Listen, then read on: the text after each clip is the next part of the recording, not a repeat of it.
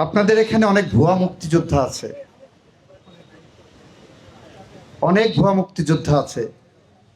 কেউ টাকা দিয়ে মুক্তিযুদ্ধের তালিকায় নাম ঢুকিয়েছেন, এবং যারা টাকা নিয়েছেন আমি চিনি তাদেরকে, আমি চিনি।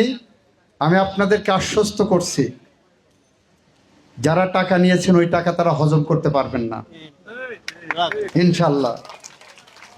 আমি কথা দিচ্ছি, ওই টাকা কাদের কাছ থেকে নিয়েছেন এবং কারা ভুয়া মুক্তিযোদ্ধা তাকে দিয়েই সেই তালিকা আমি প্রকাশ করব।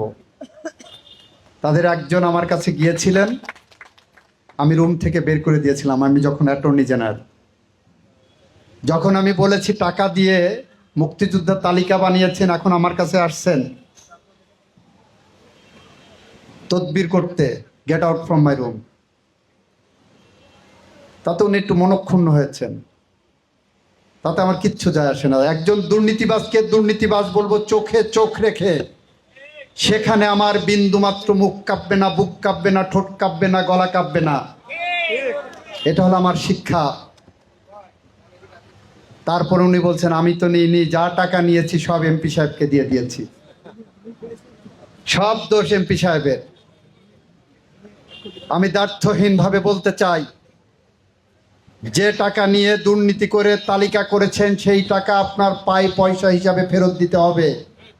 এখানে যে দোকান বরাদ্দ দেখছেন না, প্রতিটি দোকান বরাদ্দই করাপশন হয়েছে।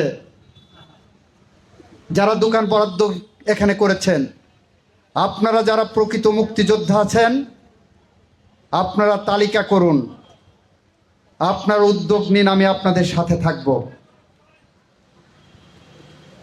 দুর্নীতির সমূলে আমি বিনাশ করতে চাচ্ছি।